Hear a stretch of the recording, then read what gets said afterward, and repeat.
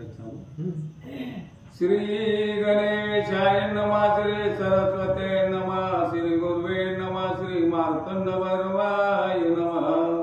सनत कुमार सांगे ऋषी प्रती धर्मपुत्र त्रासिले बहुत दैती, मग कुटुंबे ठेवावयाची युक्ती मना माझी योजिती। कथेचं अनुसंधान इथपर्यंत कथा आली आहे।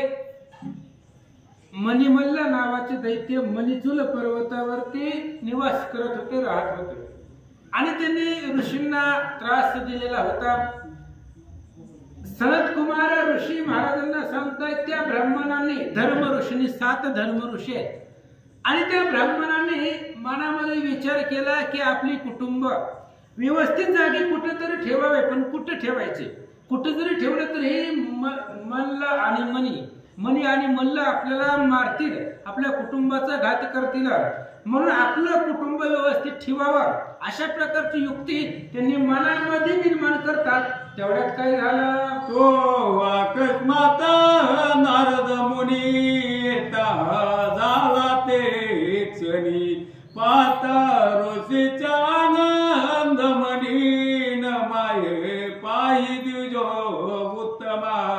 आणि ऋषी लोक चिंता करत होते आपण आपलं परिवार कुठेतरी व्यवस्थित जागेमध्ये ठेवावं, पण कुठे ठेवावं अशी चिंता मनामध्ये असताना अचानक ब्रह्मवीणा हातामध्ये घेऊन महर्षी नारद त्या ठिकाणी आले। नारदांना पाहिल्याबरोबर महाराजांना खूप आनंद वाटला। जे काही धर्म ऋषी होते त्या ऋषींना खूप आनंद वाटला। नारदांना पाहिलं, काय बोलतात, धर्म पुत्रास कैसे वाटले की सागरी जाज उडाले, ते अकस्मात ईश्वरे काढिले दैवे योग्य करोनिया।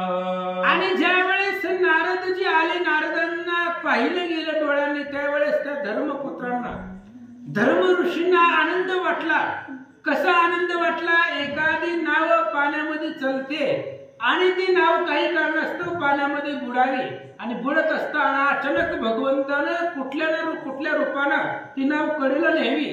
त्या नावेतील लोकांना जेवढा आनंद होतो तेवढाच आनंद धर्म ऋषींना, नारद महर्षींना पाहून झाला की मृतास जीवा आला सत्य, अंदास नेत्र आले सत्य, की नव्या माझी सापडता देख अकस्मात घन वर्षे। किंवा एखाद्याला त्या ठिकाणी रोग झालेला असावा आणि त्याच्यावरती त्याला दिव्य औषध मिळावं, म्हणजे मरणार आहे आणि त्याला संजीवनी भेटावी, त्या व्यक्तीला जेवढा आनंद होतो।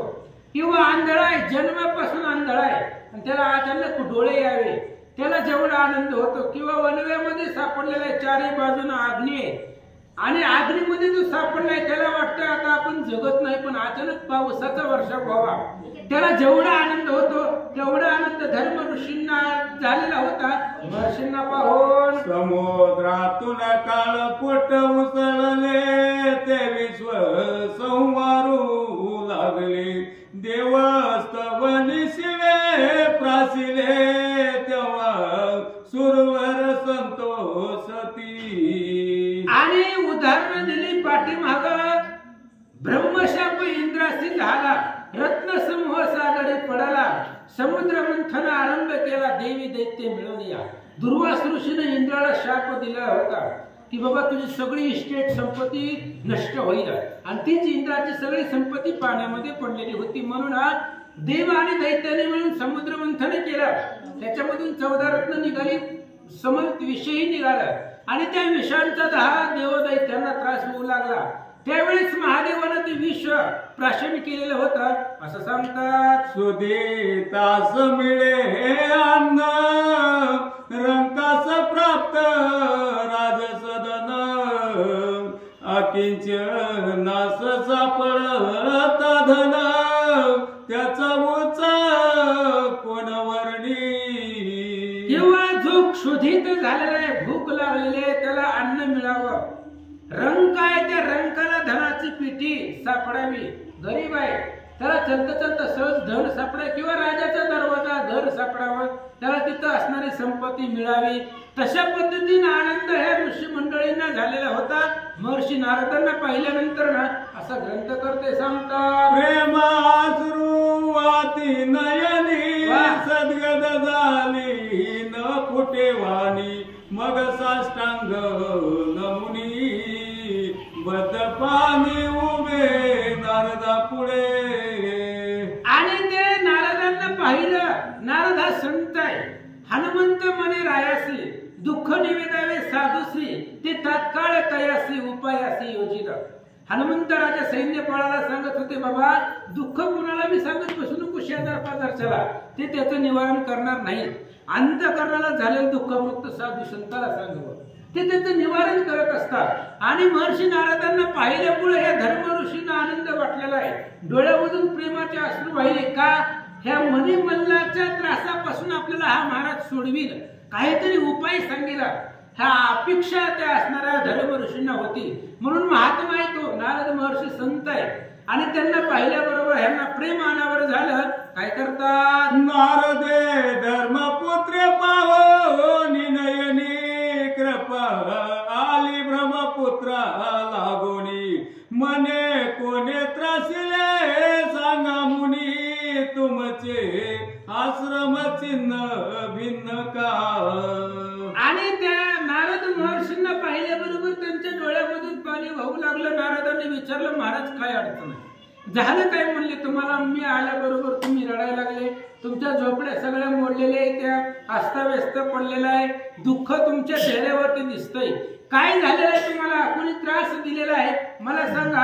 महर्षी विचारतात. तेव्हा ते धर्मपुत्र 7 जण तपे जायचे सहस्त्र किरण माझी वरिष्ठ धर्म गवित जाण दुजा धर्म पालक जाणीजे. आणि त्यावेळेस 7 धर्म ऋषी होते, तपा आणि तेजस्वी होते. जसा आकाशामध्ये सूर्य तेजस्वी असावा तशा पद्धतीने 7 धर्म ऋषी होते, तपामध्ये निपुण होते. आणि सगळ्या आहेत 7 जणांची नावं सांगतात. ती 7 जण कोण आहेत? जो पहिला आहे त्याचं नाव धर्म गर्वित आहे, दुसऱ्याचं धर्म पालक आहे, तिसरा आहे का? तिसरा धार्मिक तपोरासी चौथा धर्म मिळते जो राशी पाचवा धर्मज्ञ मारुसी तपो तेजे आगळे. आणि तिसरा जो आहे तो धार्मिक आहे, त्याचं नाव आहे. अशा पद्धतीने हे जे काही सप्त ऋषी आहेत, ह्या सप्त ऋषीची नावं आहेत. धर्म ऋषी त्यांना म्हटलं तर धर्मानं वागतात. म्हणून असणारे धर्म ऋषी होते. नारदांना पाहिलं आणि आपलं असणार दुःख त्यांना निवेदन करू लागले. 6वा धर्म भाऊ देक 7वा आसे धर्म कौतुक तपो तेजे जैसार्क विख्यात आसे सर्वासी. आणि त्या धर्म ऋषीमध्ये 6व्याचं नाव धर्म भाऊ आहे, 7व्याचं धर्म कौतुक आहे. अशा प्रकारचे 7 धर्म ऋषी होते ते. आणि तप करण्यामध्ये जसं प्रति सूर्य असावा असं तेजस्वी होते, तपामध्ये असणारे शिरोमणी होते आणि तप करण्यामध्ये प्रसिद्ध होते, असे ते महात्मा होते, असं महाराज बोलतात. आईसे ते 7 तपोरासी व्रत निवेदिती नारदासी मने गांजिले मले आमासी अनाथ झालो स्वामिया. अशा प्रकारचे 7 ऋषी नारद महर्षींजवळ दाराने सांगू लागले. म्हणले, महाराज आम्हाला त्या मल्लाने त्रास दिलेला आहे आणि त्यांच्या जाचापासून त्यांच्या त्रासापासून आम्हाला सोडवा. आम्ही अनाथ झालेलो आहे, आमच्या डोक्यावरती कुणी नात नाही, कुणाचा हात नाही, म्हणून त्यांचं प्राबल्य वाढलं गेलेलं आहे. त्यांच्या त्रासापासून आमची सुटका करा, असं ते धर्मऋषी बोलतात. ओमधेनु वदिल्या संपूर्ण आश्रम सर्व टाकिले मोडून आमचे स्त्री पुत्रास छळून ताडिले अनिवार आम्हासी. आणि महाराज बघा, आमच्याकडे काही नाही, फक्त असणार झोपडी आहे, घरामध्ये बी काही नव्हतं, तरी बी ती आले. मणिमल्ल हे मुख्य राक्षस आहे. त्यांचं सैन्य आलं आणि त्यांनी आमच्या आश्रम तोडून टाकले. होमद्रव्य होती, होमपात्र होती, यज्ञ करायची सामग्री होती, होम तोडून टाकला, सगळं सामग्री अस्ताव्यस्त टाकून दिली. आमच्या असणाऱ्या स्त्रिया आहेत, लहान लेकरं आहेत, बाळक आहेत, त्यांना त्रास दिला, आम्हालाही मारलेलं आहे असं नारदांना सांगतात. दैत्य परमख पाप राशी शोधून मारी गाई ब्राह्मणासी, त्याचा नाश करा वयासी समर्थ कोणी नसेची. अहो महाराज, तो असणारा दैत्य अतिशय वाईट आहे, खळ आहे, खळ पापी आहे. आणि तो गायी ब्राह्मणाला शोधून शोधून मारतो, हुडकून हुडकून त्यांचा शोध घेऊन त्यांना मारतो. म्हणून त्यांचा नाश करण्यासाठी जगामध्ये कोणीही समर्थ नाही. त्या मनी मल्ल नावाच्या राक्षसाला मारील असा समर्थ अजून कोणी नाही आहे असं महर्षींना बोलतात. नारद मने धर्म पुत्रासी याचे भय निशिदिनी इंद्रासी, रंकवत राजे द्वार प्रदेशी विख्यात आसे त्रिभुवनी. आणि नारदांनी सांगितलं धर्म ऋषींना, म्हणले महाराज हे मणिमल्लाचा त्रास फक्त तुम्हालाच नाही, इंद्राला सुद्धा आहे. इंद्र सुद्धा या मणिमल्लाला घाबरतो. म्हणून तो इंद्र सुद्धा कधी कधी आपल्या दरवाजामध्ये त्यानं द्वारपाळाचं जास्त त्या ठिकाणी संरक्षण ठेवलेलं आहे. मणिमल्लांना ते घाबरतात. इंद्र सुद्धा रंकवत राज्य करतोय. इंद्र फक्त नावाला राजा आहे, पण त्या इंद्राच्या राजगदीवरती सुद्धा त्या मणिमल्लाचंच राज्य आहे असं नारद महाराज बोलतात. तरी तुम्हास सांगतो विचार, दैते नास पावेल साचार, त्याच्या पुण्याची क्षय सत्वर तुम्हा त्रासित झालासे. नारद महर्षींनी सांगितलं भूत भविष्य वर्तमानाचं ज्ञान महाराजांना आहे. आणि नारदांनी सांगितलं हे बघा, तुम्हाला एक उपाय सांगतो. आता हे जे काही राक्षस आहेत ते राक्षसांनी तुम्हाला त्रास दिला. गायी ब्राह्मणाचं वध करणं सर्वसामान्य पुन्हा लहान लेकराला मारणं हे काय बालकाचं बाल हत्याचं भयानक पाप आहे. आणि अशा असणाऱ्या पाप त्या राक्षसांच्या हातामधून झालेलं आहे. त्यामुळे त्यांच्या पापाचा घडा भरत आलेला आहे. त्यांचं पुण्याचं पुण्य संपलेलं आहे आणि आता त्यांची मरण्याची वेळ आलेली आहे. पण थोडासा काही कालावधी आहे. त्या कालावधीमध्ये तुम्ही कुठल्या योग्य जागेवरती राहाल ते सुरक्षित स्थान तुम्हाला सांगतो असं महर्षी बोलतात. तरी तुम्ही जावे इंद्रभुवना, वर्तमान सांगावे पाक शासना, तुम्हास सांगेल धर्म नंदना, तैसे तुम्ही आचरावे. आणि बघा आता तुम्ही इंद्राकडे जावा. इंद्र ही देवांचा राजा आहे. इंद्रही त्यांना घाबरतो पण काहीतरी उपाय करीन. इंद्र उपाय करण्यामध्ये प्रवीण आहे, तत्पर आहे. कोणाला कसं मारायचं ते त्याला चांगलं माहिती आहे. त्याच्यामुळे तुम्ही इंद्रदेवाकडे जावा. तुमचं जे गारण आहे ते इंद्राला सांगा, कारण तो इंद्राचाही शत्रू आहे. त्यामुळं त्याला मारण्यासाठी नाना अथक प्रयत्न इंद्रदेव करतील असं महर्षी नारद सांगतात. ऐकून नारदाचे वचन हर्षे पावले धर्म नंदन, मनती जी आज्ञा प्रमाण, परी एक संकट बहु असे. नारदांचं बोलणं ऐकलं आणि त्या धर्म ऋषींना आनंद वाटला. बरोबर, आम्ही इंद्राकडे जाऊ, इंद्राला गाणं सांगू, काहीतरी करू. पण त्या इंद्रा कशी जायचंय म्हणजे सर्व लोकांमध्ये जावं लागतं, अमरावतीला जावं लागतं. मग तोपर्यंत जाण्यासाठी कालावधी लागतो. तो राजा आहे, गेले गेले डायरेक्ट भेट देईल का?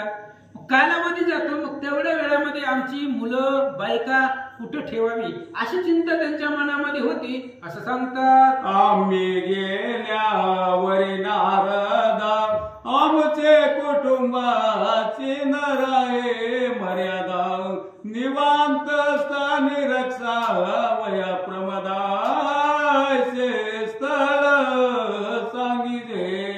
आणि धर्म ऋषींनी नारदांना विचारलं, महाराज आम्ही इंद्राकडे जाऊन चक्कर मारून येतो, पण इंद्राकडे जाण्यासाठी कालावधी लागणार आहे. त्याच्यामध्ये 2-4 दिवस निघून जाणार आहे. ते काही जवळ नाही, स्वर्गामध्ये जाऊन माघारी यायचंय. मग तोपर्यंत आमची मुलं आमच्या स्त्रिया सुरक्षित राहाव्या. मग त्याच्यासाठी योग्य ठिकाण सांगा. बाबा आम्ही गेल्यानंतर पाठीमागं आमच्या कुटुंबाला काही होता कामा नये, त्या मणिमल्लापासून काही त्रास होऊ नये यासाठी सुरक्षित स्थान आमच्या पत्नीला आणि मुलांना राहण्यासाठी सांगा, असं नारदांना धर्मऋषी विचारतात. नारदे श्रवण करुण मने निवांत आहे स्थान, ते सांगतो तुम्हाला गुण ते कुटुंबे रक्षावी. नारदांनी त्यांचं बोलणं ऐकलं आणि सांगितलं, हे बघा एक अशी जागा आहे ज्या जागेवरती राक्षस येत नाही, तिथं राक्षस येणार नाही, तुम्ही निवांत राहा, कितीही दिवस राहा. असं एक गुह्य स्थान मी सांगतो, तिथं तुमच्या बायकांना मुलांना कुठल्याही प्रकारचा त्रास होणार नाही, ती तुमच्या बायका मुलांसाठी सुरक्षित जागा आहे, असं महर्षी नारद सांगतात. कृष्णा वेण्याचा संगम पवित्र रेस योजने सात विख्यात असे धवलगिरी पर्वत तुझे कैलास जाणीजे. नारदांनी सांगितलं, कृष्ण आणि वेणे ही नदी आहे, ह्या नद्यांचा जिथं संगम आहे तिथून 7 योजन अंतरावरती उत्तर दिशेला धवलगिरी नावाचा पर्वत आहे, आणि ती पर्वत म्हणजे दुसरा कैलास पर्वत असावा एवढा तो पर्वत शोभिवंत आहे. आणि त्या धवलगिरी पर्वतावरती तुम्ही जावा, तिथं तुमचं कुटुंब सुरक्षित राहील, असं महर्षी नारद सांगतात. त्या पर्वताच्या उत्तर भागी लवथळ तीर्थ असे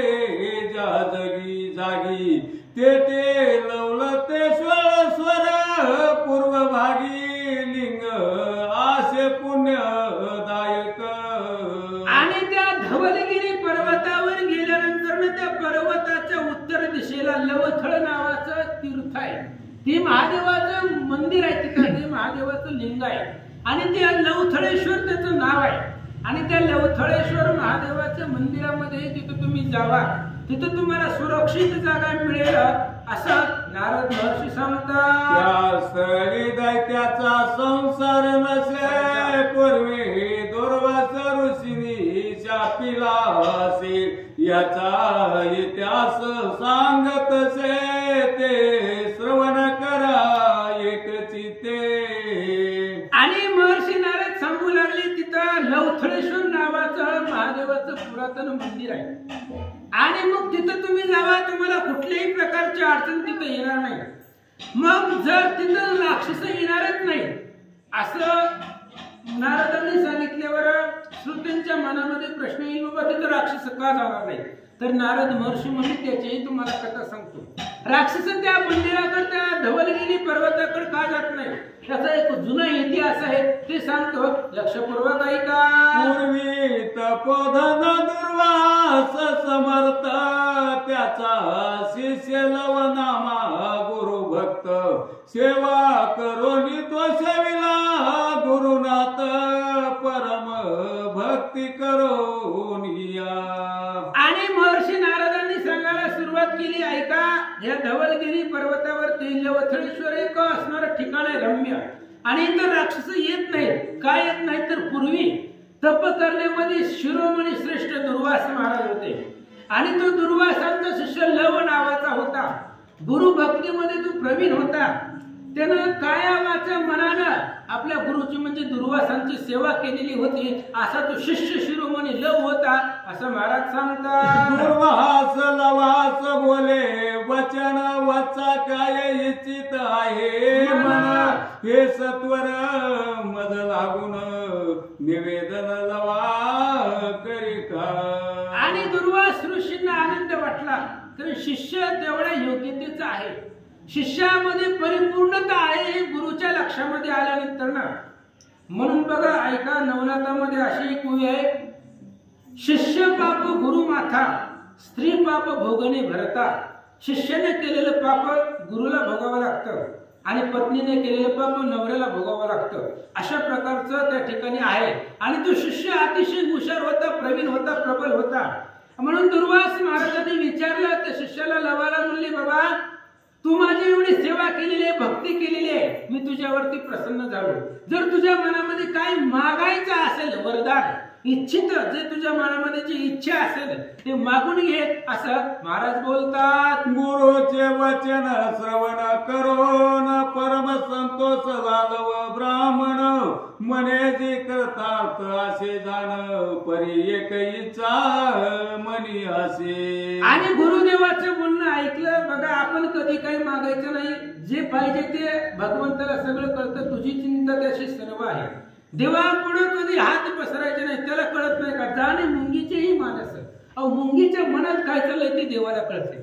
तुमच्या आमच्या मनातलं कळत नाही का? त्यामुळं फक्त योग्य वेळेला भगवान परमात्मा देतो. नवले केले गोपाळे मुष्टीभर पोहे बक्षिले इंद्रपद तुल्य राज्य दिले सुदामाई असे प्रीतीने. काय भगवंताने मुष्टीभर पोहे खाल्लं होतं. इंद्राच्या राजगादीला लागलं असं सोन्याचं नगर दिलं. त्यामुळे फक्त भगवंताची भक्ती करा. अपेक्षा ठेवू नका. निष्काम भावनेनं करा. दुर्वास ऋषींनी विचारल्याबरोबर लवाने सांगितलं महाराज मला काही नको. काय मला कमी आहे. तुमच्या प्रसादानं मला कशाची कमतरता नाही.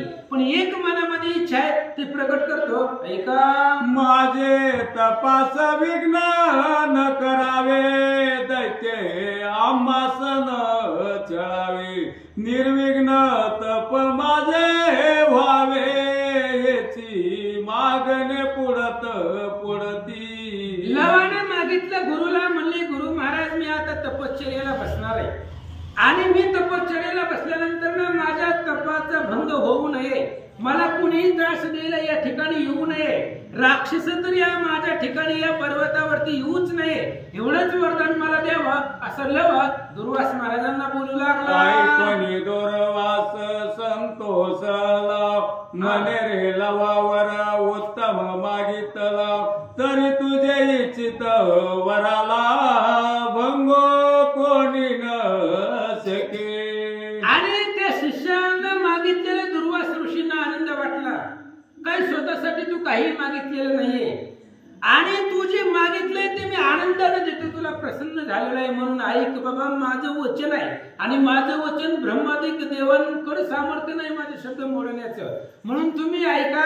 लवा महाराज शिष्या तू जे मागितलेलं आहे या पर्वतावरती तुला कुठल्याही प्रकारचा त्रास होणार नाही.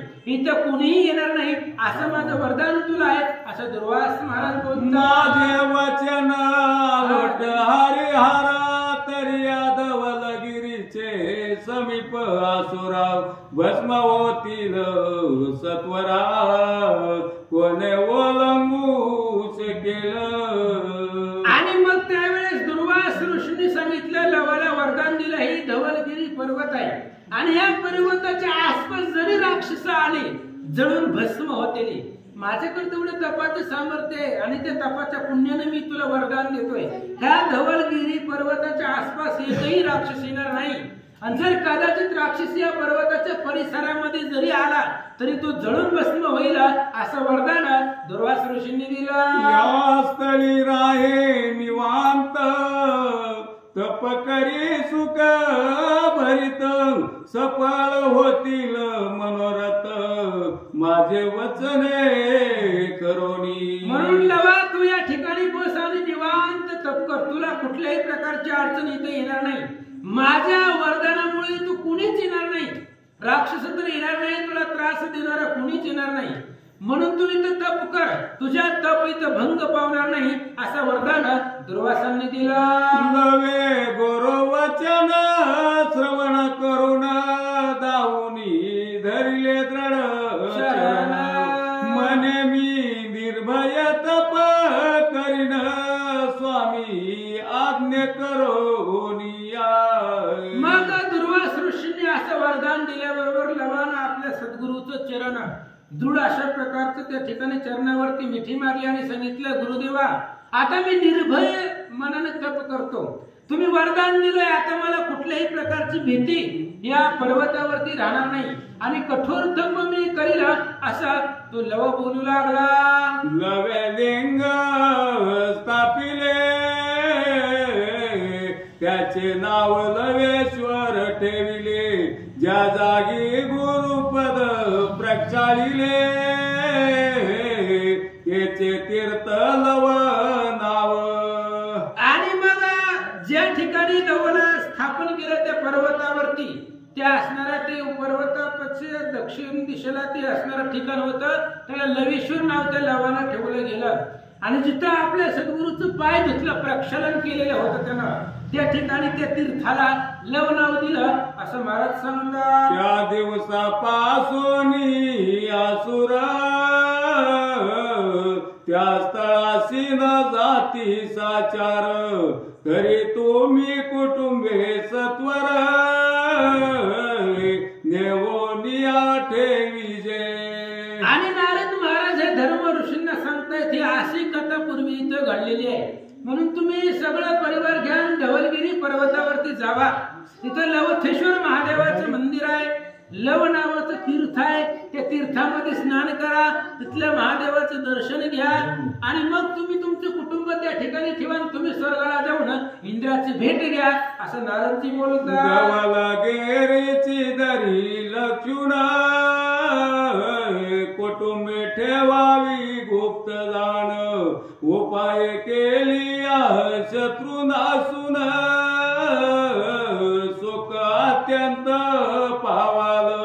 नारद महाराजांचं बोलणं आहे. नारदांनी सांगितलं, हे बघा तुम्ही जावा त्या धवलगिरी पर्वतावरती, तुमचं कुटुंब त्या ठिकाणी ठेवा आणि तुम्ही पुढं तुम्हाला दुःख नासणार आहे तुमचं आणि यश प्राप्त होणार आहे. जे काही आसुर लोक आहेत, हे आसुर लोक मरण पावणार आहेत असा आशीर्वाद महर्षी नारद देतात. हे नारद सांगून करी गमन,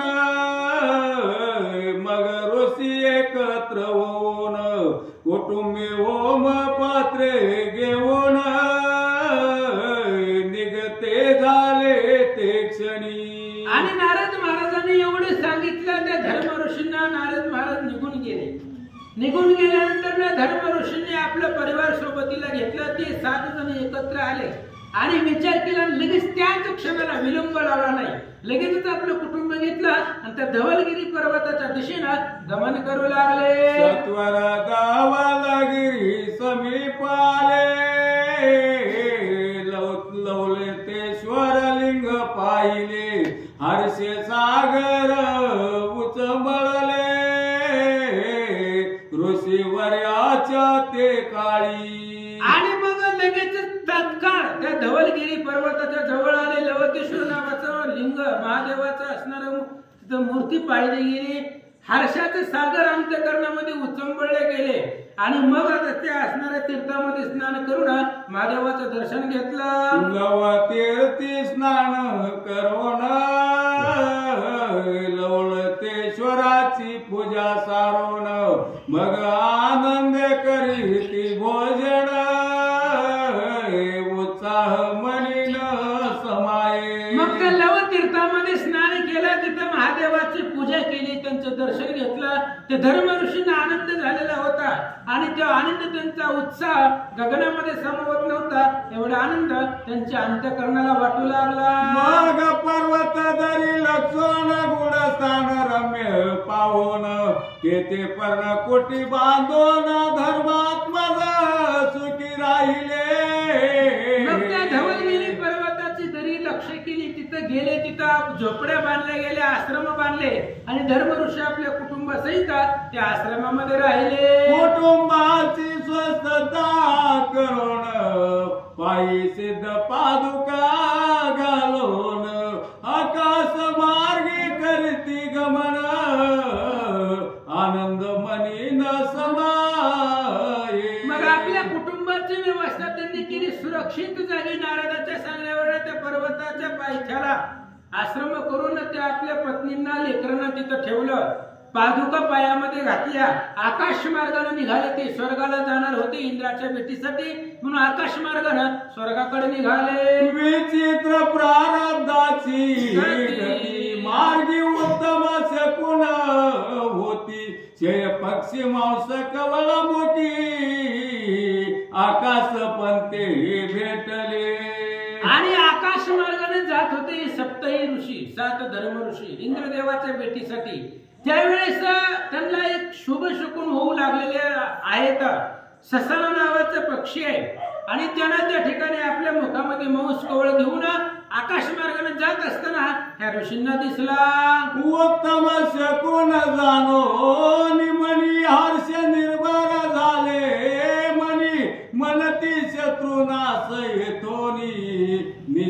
देशी होईल.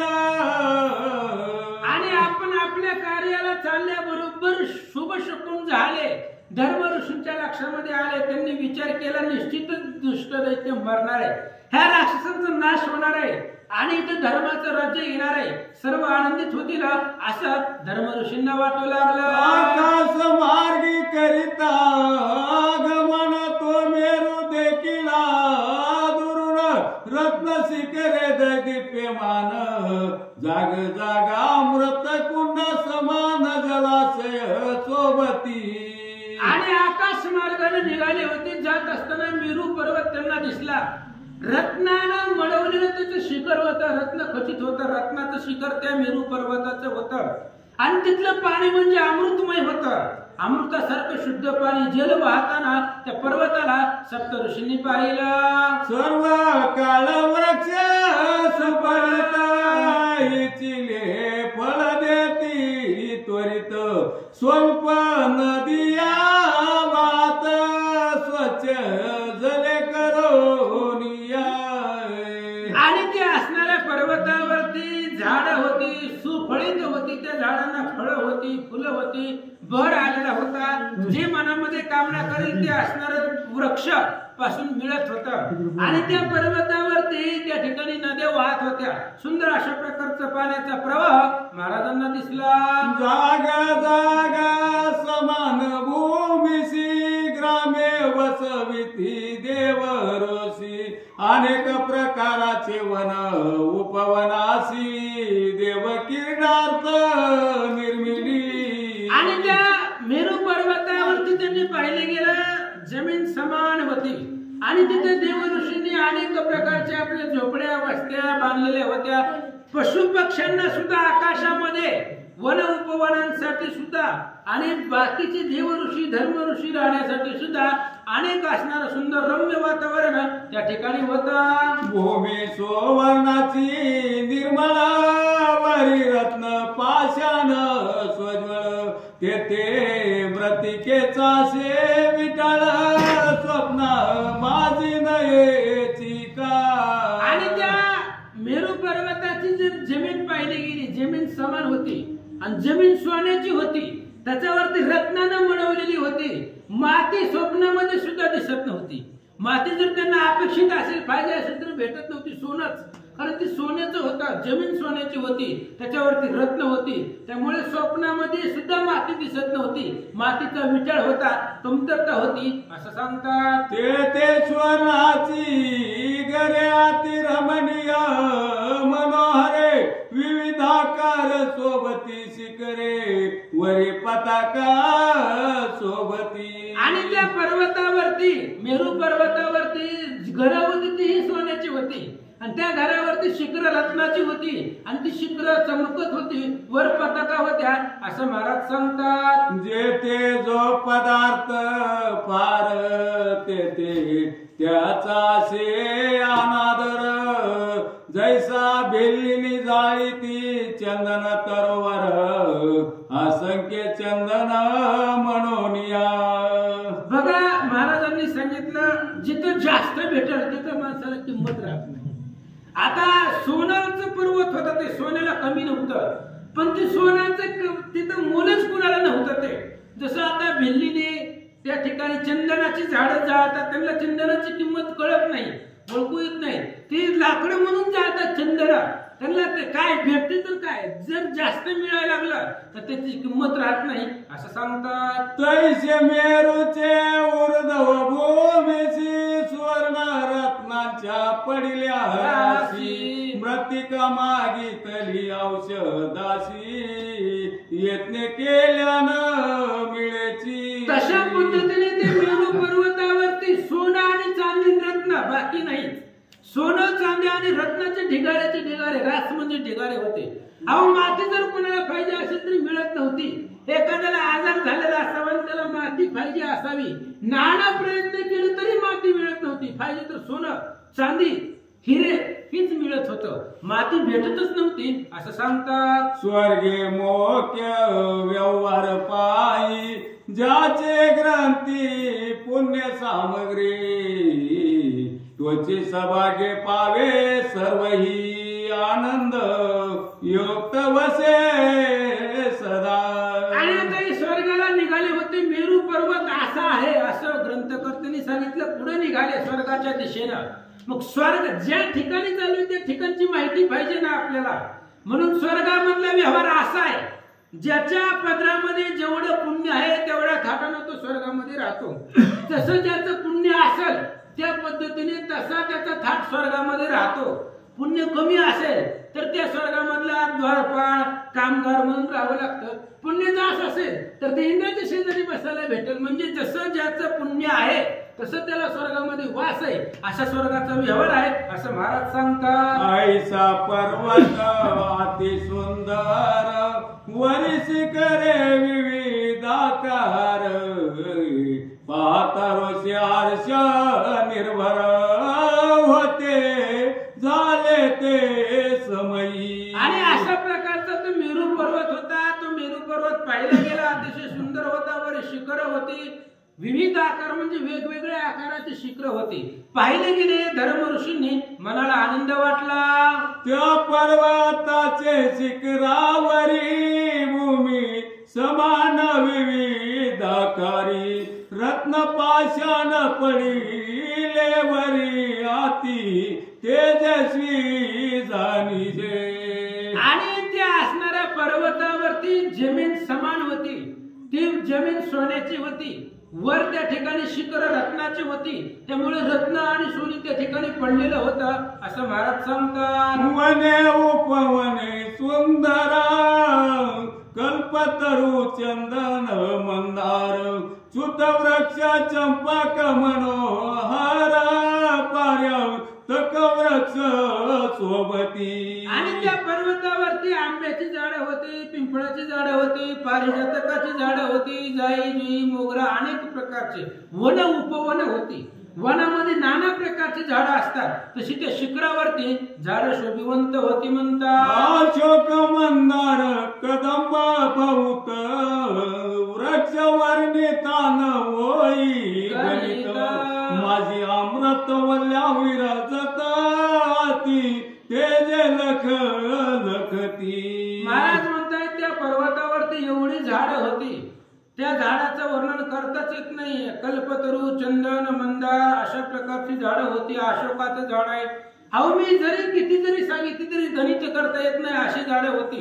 आणि त्या झाडावरती अमृतवल्ली होत्या असं महाराज सांगतात. जाग जाग अमृत कुंडे सुवर्ण रत्ने बांधिली उदंडे सुवर्ण सोपाने बांधिली प्रचंडे पात ऋषी आश्चर्य करीती. आणि त्या पर्वतावरती झाडापाशी जागोजागीला अमृताचे कुंभ होते. आणि तेही सोन्याचं होतं. तिथं दगडा माती विटाचं काहीच नव्हतं. सगळं सोनं आणि चांदीचंच होतं. अमृताची कुंभ होती जागोजागी आणि तेही सोन्यापासून तयार केलेली होती. हे धर्म ऋषी पाहत पाहत निघाले. मनाला आनंद वाटला. ते मुखे नंदन बाग सुंदर माझे पुष्प वाटिका मनोहर अमृताईशे वृक्ष उगवले साचार पात ऋषी आश्चर्य करीती. आणि त्या ठिकाणी असणारं एक दिव्य अशा प्रकारचं वन होतं. आणि ते वन म्हणजे त्याच्यामध्ये पुष्पवाटिका होत्या, अनेक प्रकारच्या बागा होत्या, अमृतासारखी झाडं त्या ठिकाणी उगवलेले होतं. असं वन त्या पर्वताकडे पाहू लागले. अमरावती नगराचे अभिधान मुख्य भागी इंद्राचे स्थान सुधर्म सभासे जान वर्ण वयानुपम्य. आणि मग असं करत करत करत त्या मेरू पर्वतापासून पुढे निघाले. अमरावती जिचं नाव आहे त्या गावाचं नाव होतं. अमरावती म्हणजे इंद्राचं नगर आहे ते. आणि त्या अमरावतीमध्ये गेले. मुख्य भागामध्ये राजगाडीवरती इंद्र विराजमान बसलेला होता. आणि इंद्राची सुधर्म सभा होती. धर्मसभा इंद्राची होती असं त्या अमरावतीचं वर्णन महाराज सांगतात. नगराचे महाद्वारी रक्ष पालस ती भारी दैत्यास जपती निरधारी पोटी भय मानुनिया. आणि त्या अमरावतीमध्ये हे धर्मऋषी जात असताना नगरामध्ये दरवाजावरती द्वारपाळ होते, गावाच्या बाहेर वेशीमध्ये द्वारपाळ होते आणि ते द्वारपाळांचा एवढा कडक बंदोबस्त होता की इंद्राला त्या दैत्यांची भीती वाटत होती, मणिमल्लाची. त्याच्यामुळे दैत्य कधीही तिला अटॅक करतील, घाला घालतील, याच्यामुळं इंद्राला कटेकोर ते असणारी बंदी जी काही द्वारपाळ होते ते द्वारपाळ सावध ठेवले होते, तेही घाबरत होते आणि सावधतेने ते असणाऱ्या नगराचं रक्षण करत होते. असं महाराज पाहत निघाले. त्या नगरा समीप ऋषी आले, महाद्वारी उभे राहिले, मना माझी शंका पावले, नगरी प्रवेश करावया. आणि त्या दरवाजापर्यंत येऊन थांबले ही धर्म ऋषी. नारदांच्या सांगण्यावरून आलेले होते स्वर्गाला आणि ते इंद्राच्या राजधानीच्या अमरावतीच्या जवळ आले, दरवाजामध्ये थांबले. द्वारपाळांचा कडक बंदोबस्त पाहिला त्यांनी. मनामध्ये विचार आला, त्यांच्या शंका आली, जावं का नाही, आतमध्ये आपल्याला जावं देतील का नाही. आता आपण गरीब महाराज लोक, आपल्याला कोण सोडायला लागले इंद्राच्या नगरामध्ये, मग हे आपल्याला जाऊ देतील का नाही अशी शंका त्या ऋषींच्या मनामध्ये आले. द्वार पाले पाहून उभे राहिले कर जोडून, स्वामी आले ती कोटून ते निवेदिले पाहिजे. मग त्या द्वारपाळाने ह्या महाराजांना पाहिलं, म्हणले महाराज गावातले दिसत नाही, बाहेर गावून आलेत महाराज, कुठून आला हो. विचारलं, चौकशी केली, कुठून आला तुम्ही, तुमचे नाव काय आणि कशासाठी, कोणत्या कारणासाठी तुम्ही इथपर्यंत आलात, ही सगळी तुमची माहिती आम्हाला सांगितली पाहिजे. नम्र वाणीनं ते द्वारपाळ हात जोडून महाराजांना विचारतात. बोलती द्वारपाळसी, आम्ही मृत्यू लोकीचे निवासी, भेटू आलो नेवेद्रासी, आमचे काज असे की. आणि त्या धर्म ऋषींनी महाराजांनी सांगितलं, हे बघा आम्ही मृत्यू लोकामध्ये राहणारे आहे, मृत्यू लोकामध्ये आमच्या झोपड्या आहेत, तिथं आम्ही राहतो, रहिवासी आहोत मृत्यू लोकामधले. इंद्रदेवाकडे आमचे काम आहे आणि इंद्राच्या भेटीसाठी आम्ही इथपर्यंत आलेलो आहे, त्यामुळे इंद्रदेवापाशी जाऊन आमचं कार्य करावं हे अपेक्षेने आम्ही इथपर्यंत आलो का, असं धर्म ऋषी सांगतात. तरी तुम्ही कृपा करुणा चक्र सभेचा चलावे घेऊन, तुमचे उपकार परिपूर्ण होतील आम्हावरी जाणीजे. आणि धर्म ऋषींनी महाराजांनी सांगितलं, तुम्ही एक उपकार आमच्यावरती करा, आम्हाला इंद्रदेवापर्यंत घेऊन चला. तुम्ही द्वारपाळ आहात, तुमचं ते कर्तव्य आहे, बाहेर जर कोणी आला तर गावातल्या राजाला त्याला भेटावं. मग आता तुम्ही जर आमची इंद्रदेवाबरोबर भेट करून दिली तर तुमचे अथांग उपकार आमच्यावरती होतील असं महाराज बोलतात. द्वारपाल अवश्य म्हणती, स्वामी चलावे त्वरित गती, सुधर्म सभा तुम्हा प्रती दाखवू जीवे भूदेवा. द्वारपाळाने सांगितलं, महाराज आम्ही तुम्हाला इंद्रापर्यंत घेऊन जातो, इंद्रदेवापर्यंत नेऊन पोहोचवतो आणि तुम्हाला सगळी जी काय तुम्ही इथून इंद्राच्या राजगादीपर्यंत जाण्यासाठी कोण कोण कुठं कुठं कसं कसं काम करतंय, ह्या स्वर्गाची रचना कशी आहे, ह्या स्वर्गामध्ये ठाण मान कसं आहे, ही सगळी रचना म्हणजे आमचं गाव दाखवत तुम्हाला राजापाशी घेऊन जातो असं द्वारपाळ बोलतो. मग द्वारपाळाचा अधिपती जाण, सवे घेऊन या ब्राह्मण, नगरा माझी प्रवेश करो, राजमार्गी चलावे. आणि मग त्या द्वारपाळांचा जो श्रेष्ठ अधिपती होता, द्वारपाळांचा जो मुख्य होता तिथं, त्यानं त्या धर्म ऋषींच्या हाताला धरलं, म्हणले महाराज चला, तुम्हाला मी इंद्रदेवापर्यंत घेऊन जातो.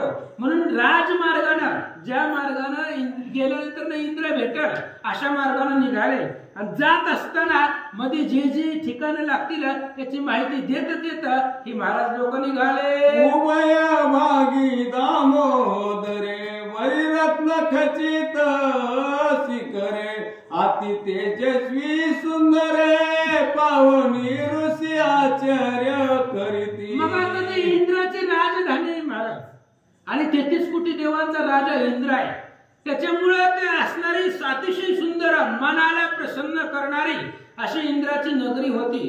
रत्नानं रत्न खचित ते असणाऱ्या प्रत्येक घरावरचं शिखर होतं ते इंद्रदेवाच्या राजनगरीमधलं आणि ते अतिशय तेजस्वी सुंदर दिसत होतं. ही धर्म ऋषी जात असताना मनामध्ये आश्चर्य करू लागले. ते सकळ सुरवर वसती जैसी ज्याची पुण्य असती ते सौभाग्य मिरवती पुण्य उरती असे ते. आणि मग त्या इंद्राच्या सभेमध्ये सगळे देव लोक राहतात. ते तर स्वर्ग म्हणतात त्याला. आणि त्या स्वर्गामध्ये ज्याचं जसं पुण्य आहे तसं त्याला स्वर्गवास भेटला जातो. आणि जिथपर्यंत पुण्य आहे तेवढेच दिवस त्याला स्वर्गामध्ये राहता येतं. बघा 2 मिनिटांमध्ये सांगतो. 5 पांडवांचा पिता पंडुराजा, ही पंडुराजाचं पुण्य होता पण त्याला स्वर्गामध्ये जाता येत नव्हतं. थोडस पुण्य कमी पडलेलं होतं. तो यमाच्या नगरीमध्ये होता. यम काय त्याला त्रास देत नव्हता. पण त्याने विचार केला आपलं जर थोडस पुण्य वाढलं तर आपल्याला स्वर्गामध्ये जाता येईल. मग त्यानं सहज नारद महाराज तिथं आले. नारद महाराजांना सांगितलं महाराज जर मृत्यू लोकांमध्ये गेला तर माझ्या पोरांना सांगा की राजसूय यज्ञ करा. त्या यज्ञाने मी स्वर्गामध्ये जाईल. इथं मला यम काय मला त्रास देत नाही, माझा अपमान करत नाही. पण शेवटी नरकामध्ये राहतोय त्यामुळे मन विटत, मनाला त्रास होतो. मग त्यांनी जर राजसूय यज्ञ केला माझ्या पोरांनी तर मी स्वर्गामध्ये जाईल आणि इंद्र शेजारी बसेल. म्हणून जेवढं जसं ज्याचं पुण्य आहे तेवढंच दिवस त्याला स्वर्गामध्ये राहता येतं. आणि स्वर्गामध्ये राहिल्यानंतर पुण्य संपलं जातं, पुण्याची वृत्ती राहते. जोपर्यंत आपलं पुण्य आहे तोपर्यंत स्वर्गामध्ये राहू शकतो असं महाराज सांगतात. ज्याचे गाठी पुण्य बहुत तो ते तिचा भाग्यवंत. जयासी आसे पुण्य किंचित ते आजन देव जाणीजे. ज्याच्या पदरामध्ये अफाट पुण्य आहे तो तर असणारा इंद्रदेवामध्ये तिथला तो भाग्यवंत आहे. म्हणजे इंद्राच्या बरोबरीचा असणारा आसन त्याला प्राप्त होतं ज्याचं जास्त पुण्य आहे. आणि ज्याचं किंचित पुण्य आहे तो जर स्वर्गाला गेला असेल तर त्याला आजान म्हणजे कोणतेही काम, कोणी द्वारपाळाचं करायचं, कोणी घर साफ करायचं, कोणी काय करायचं, कोणी कामाला अशा प्रकारचं त्याचं किंचित पुण्य आहे. त्याने तिथं कामगार म्हणून स्वर्गामध्ये राहावं लागतंय. आता कसं राहावं लागतं ऐका. कोणास इंद्राचे अर्धाक्षण कोणी समीप बैसती जाऊन कोणी सेवा व्रती करुण समीप इंद्राचे राती. ही किंचित पुण्य ज्यांचं आहे त्यांची अशी अवस्था आहे. कोणी इंद्राच्या अर्धासनावरती शेजारी बसलेला आहे, कोणी इंद्राच्या जवळ जाऊन बसतं, कोणी इंद्रदेवाची सेवा करतं, कोणी त्या इंद्रदेवाच्या सेवेमध्ये कामगार म्हणून राहतं असं महाराज सांगतात. कोणी सभासद असती कोणी कामगार हो निरावती कोणी नगरा माझी वसती त्याशी इंद्र जाणत नसे. इंद्र त्यांना ओळखी सुद्धा देत नाही. किंचित पुण्य इंद्र कशाला त्यांच्याकडे बघतोय. इंद्र पुण्यवान लोकांकडे बघतो. आणि जे लोक पुण्यवान आहेत ते तिथले भाग्यवंत आहेत. आणि ज्यांचं पुण्य किंचित आहे कोणी त्या इंद्राच्या नगरामध्ये सभासद म्हणून आहे, कोणी कामगार म्हणून तिथं राबत आहे, नाना प्रकारचे काम करतात. त्यांच्याकडे इंद्रदेवाचं लक्ष जात नाही असं महाराज सांगतात. देव संज्ञा पावले स्वल्प पुण्याचे वैले संपत्ती अवलोकने सुख पावले इतर सुख त्यासी नसे. अशा प्रकारचे ते आजान देव होते. ते किंचित पुण्य स्वल्प पुण्य सांगितलेलं आहे. किंचित पुण्य असल्यामुळं ते त्या ठिकाणी राहतात. पण आळंदीचे मालक म्हणतात हरिमुखे म्हणा पुण्याची गणना कोण करेल. भगवंताच्या नामस्मरणामध्ये तेवढी ताकद आहे. श्रीराम दो अक्षरासाठी पातकी जळती कोट्याने कोटी तो नर सरता होय वैकुंठी बैसे पाठी ब्रह्मयाच्या इंद्रदेव शुल्लक आहे. ब्रह्मदेवाच्या शेजारी बसता येतं. फक्त राम नामस्मरण करा, त्याच्यामध्ये तेवढं सामर्थ्य आहे. आपण जर रामाचं नामस्मरण केलं तर आपली पुण्याची गणना कोण करी. पुण्याची गणना करता येत नाही. अशा प्रकारचं ते नगर आहे. त्या गावामधले लोक आहेत आणि ती असणारी सगळी संपत्ती अवलोकनानं ही जी काही किंचित पुण्य असणारी लोक आहेत तिथं फक्त इष्टिट पाहतात आणि पाहिल्यानंतर त्यांना तेवढंच सुख होतं. जैसे ज्याचे पुण्य गाठी तैसे त्याची सुखाची भेटी स्वर्गी रावून या उठ मोठी मृत्यू लोकीची करीती ते. ह्यांना मुद्दा सांगा थोडं मी वाचला थोडं. उडी लागायची माणसं ऐकायला लागले तर उद्या जर तुमचा मला आजच्या दिवसात वाचाय काय कोणी वाचा राहिलेलं आहे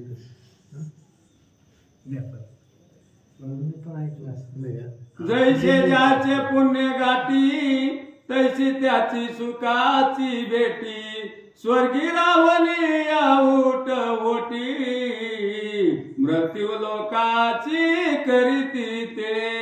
म्हणून बघा स्वर्गामध्ये ज्याच्याकडे स्वर्गामध्ये जर जायचं असेल तर पुण्य पाहिजे.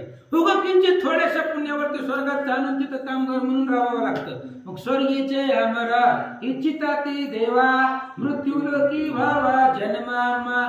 मग ती लोक पुन्हा मृत्यू लोकाची अपेक्षा करतात आणि मग त्यांना वाटतं बाबा पृथ्वी लोकावर तरी जाऊन तरी स्वतःचं घरदार बांधता येईल, मालक म्हणून राहता येईल, इथं कामगार म्हणून राहण्यापेक्षा अशा प्रकारची ज्यांचं किंचित पुण्य आहे अशी त्यांची अवस्था असते असं महाराज सांगतात. मृत्यू लोकी जग जरासे इतरांची संपत्ती पाहून दुःख नसे आपले आचरणाचे फळ जैसे तैसे भोगोनी सुख मानिती. मृत्यू लोकांमध्ये म्हातारपण आहे पण इथं स्वर्गामध्ये कसं आहे दुसऱ्याची इस्टेट पाहून त्रास होतो. बघा ते काय करतात आपण काय करतोय असं मनाला वाटलं जातं. तसं मृत्यू लोकांमध्ये नाही. मृत्यू लोकांमध्ये स्वतः कमवून स्वतः खा कोणी विचारणार नाहीये. आणि मृत्यू लोकांमध्ये कसं आहे जसं ज्याचं कर्म आहे किंवा जसं ज्याचं पुण्य आहे तसंच त्याला फळ भेटतात असं महाराज सांगतात. तो सगळ्याचा हेवान करीती आपले आपण सुख पावती स्वर्ग भोग विशेष शास्त्र गती जाणोनी करीती आश्चर्य. दुसऱ्याचा हेवा करत नाही तर आपलं सुख आपण भोगतात. आपण चांगलं कर्म केलं असेल तर सुख प्राप्त होतं, वाईट कर्म केलं असेल तर दुःख प्राप्त होतं आणि सुख दुःख आपल्या आपल्या वाटेला आल्यावरती आपणच भोगायचे. कोणी दुसऱ्याला आपल्या पदरातलं कोणालाही भोगता येत नाही, ते आपले आपणच भोगायचे असं म्हणले. आणि ज्याला स्वर्ग भोग आहे ती शास्त्रामध्ये कसा सांगितला ऐका. मृत्यू लोकी जे राहणार त्याची स्वर्ग सुख वाटे फार परी कोणाचा न करीती मच्छर जरेचे दुःख मानिती. मृत्यू लोकांमध्ये एकच अडचण आहे म्हातारपणाची अवस्था बिकट आहे. म्हातारपणामध्ये पोरं विचारत नाहीत, सुनाच्या हात येत नाहीत, वेळेच्या वेळेला काही भेटत नाही. ही म्हातारपणातली अवस्था आहे. आणि मृत्यू लोकांमध्ये तेवढंच दुःख आहे. मृत्यू लोकांमध्ये जी राहतात त्यांना वाटतं स्वर्गात घर आहे, आयुष्याला स्वर्गामध्ये असेल आणि स्वर्गातल्या लोकांना वाटतं इतर राहण्यापेक्षा मृत्यू लोकांमध्ये जाऊन राहावं. म्हणजे आपण जे आहे त्या अवस्थेमध्ये समाधानी कोणी नाहीये. ज्याला जे नाही त्याची ती अपेक्षा त्याला वाटत असते असं महाराज सांगतात. जे स्वर्गी देव होनी राहिले ते दुजियांचे ऐश्वर्य पाहून विकळ झाले विवळ होती वेळो वेळे म्हणती आम्ही व्यर्थ वाचलो. आणि जे स्वर्गामध्ये देव होऊन राहिलेले ती बाकीच्यांचं शेजाऱ्याचं ऐश्वर्य त्याचं पद पाहून विकळ होत आहे आणि मनाला वेळोवेळेला ते व्याकुळ होत आहे. इथं असलं दुःख सहन करत बसण्यापेक्षा इथं कामगार राहण्यापेक्षा मृत्यू लोकांमध्ये जन्म घेऊन राहिलेलं चांगलं आहे असं त्या स्वर्गामधल्या देवांना वाटतंय असं महाराज सांगतात. दुजियाचे पुण्य आठवेची ती म्हणे म्या यज्ञ केला निश्चिती प्राप्त झाले भोगते विषमानिती सुख नसे अनु मात्र. आणि दुसऱ्याचं पुण्य पाहिलं गेलं, दुसऱ्याचं पुण्य बघितलं, त्याचा मान सन्मान इंद्राच्या सभेमध्ये पाहिला की दुःख वाटतं. त्याचं किंचित पुण्य आहे त्याला दुःख वाटतंय. यज्ञ केला इंद्र बघा, यज्ञ केल्यानंतर ना इंद्रपद किंवा इंद्राच्या राजधानीमध्ये जाण्याचं पुण्य भेटतं. रामायणामध्ये अशी उभी आहे. समुद्र वलयांकित राजे किती यज्ञ भोक्त अमरपती तोही मी आणला शिक्षिती लंकी प्रति कामाला यज्ञ भोगता अमरपती. यज्ञ केल्यानंतर ना जे पुण्य प्राप्त होतं त्या पुण्याने इंद्रपद भेटतं. आणि असं असणार आम्ही उगाचच यज्ञ करून इथं स्वर्गामध्ये आलोय, इथं काही मनाला सुख समाधान नाही असं त्या स्वर्गातल्या देवांना वाटतं. आता हे केव्हा सरेल पुण्य मृत्यूलोकी राहणार धन्य. आम्ही मृत्यूलोकी जाऊन करू यज्ञ अर्धासन पाहू इंद्राचे. आणि ही लोक देव लोक म्हणतायत मृत्यू लोक इथे स्वर्ग लोकांमध्ये काही नाहीये.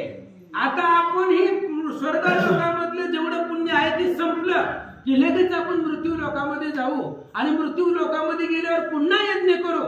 आणि यज्ञाच्या पुण्यानं काय होणार आहे, इंद्रपद किंवा इंद्राच्या शेजारी जागा भेटणार आहे. म्हणून हे जे काय आपण आता स्वर्गामध्ये राहतो ही लवकरात लवकर पुण्य संपवावं, पुन्हा मृत्यू लोकांमध्ये जन्म भेटावा, पुन्हा आपण यज्ञ करू, मग इंद्राच्या शेजारी बसेल अशी त्यांची अपेक्षा असते असं सांगतात. या लागी सकल सुरवर मृत्यूलोकी हो निनर.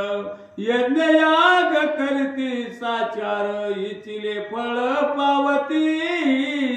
म्हणून जे स्वर्गामधले जे होते ते अपेक्षेने गेलेले होते मृत्यू लोकांमध्ये आणि मृत्यू लोकांमध्ये गेल्यानंतर पुन्हा याग यज्ञ करू लागले इंद्रपदाचं राज्य पावण्यासाठी असं महाराज सांगतात. स्वते ऋषी मार्गी जाता अनेक कौतुके नेत्री पाहता.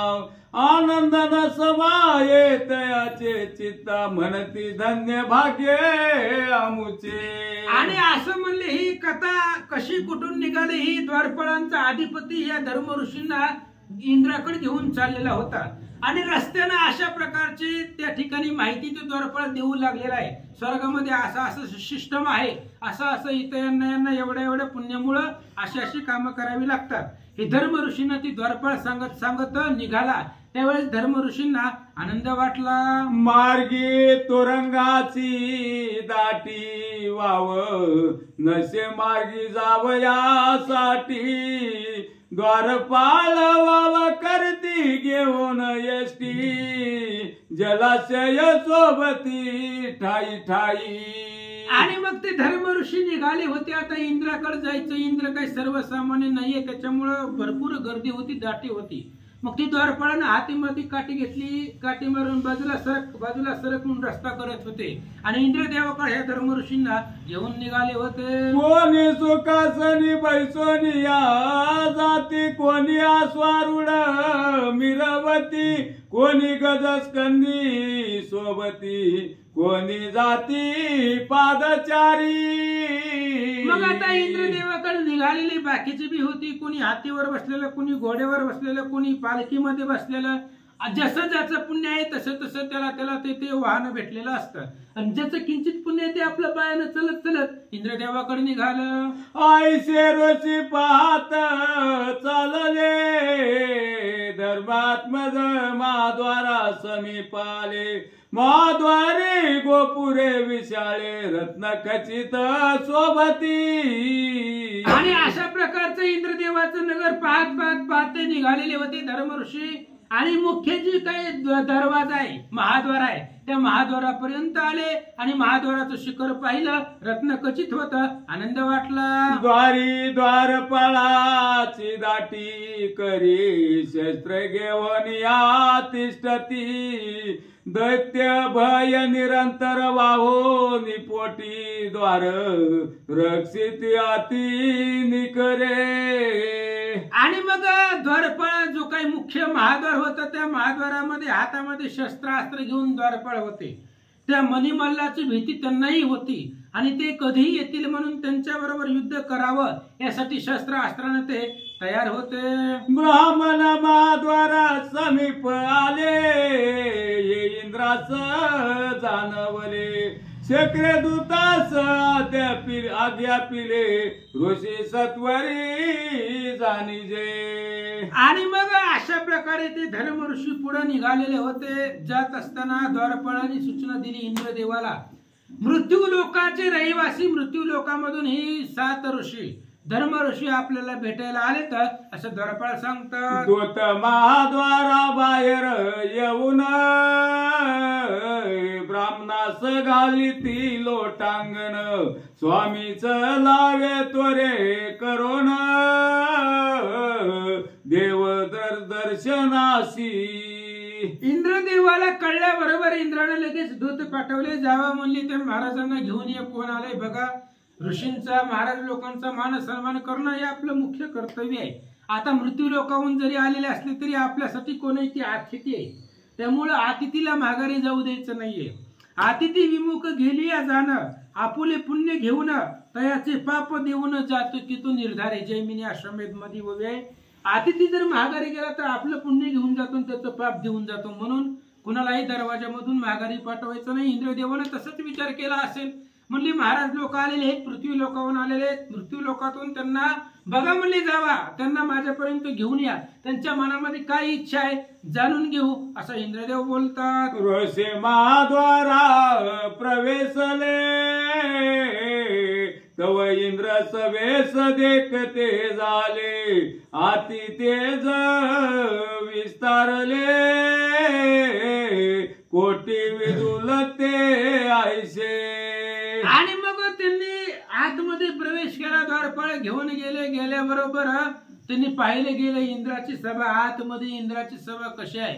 हातामध्ये लखलखीत तेजस्वी शस्त्रास्त्र घेऊन द्वारपाळ उभे असलेले त्या धर्मऋषींनी पाहिले. शतयोजने लांब रुंद प्रमाण, सहस्रावधी स्तंभ विराजमान, वज्र वैडूर्य निळ निळ पाषाण, सुवर्ण कदर्मी रचिलीशे. 100 योजन लांब आणि रुंद प्रमाण एवढे हजारो खांब होते ते. आणि ते खांब काय सर्वसामान्य नव्हते. ते खांब सोन्याचे होते. त्या खांबावरती वज्र वैडूर्य निळ पाषाण अशा प्रकारची रंग दगडानं हिऱ्याच्या दगडानं बनवलेली ती असणारे खांब होते. आणि त्या खांबाला चिखल लावलेला होता. मातीचा नव्हता, सोन्याचा. सुवर्ण कर्दम सोन्याची चिखलानं ते असणारी जी काही खांब होती ती खांब बनवलेली ऋषी मंडळी पाहतात. जेचा विश्वकर्मा करता साचार, वरी चतुर्भुज भुवने रेकिले यत्रताकार, पाहता ऋषी झाले हर्ष निर्भर, परमानंदे डुलती. आणि आता ही इंद्रदेवाची जी काही राजधानी आहे जी विश्वकर्म्याने निर्माण केलेली आहे. विश्वकर्मा म्हणजे देवामध्ये इंजिनियर आहे. तो सगळं बांधकामाची कामं कॉन्ट्रॅक्ट त्याच्याकडे असतं. ते विश्वकर्म्याकडे. कोणाकडेही काही बनवायचं असेल तर विश्वकर्मा.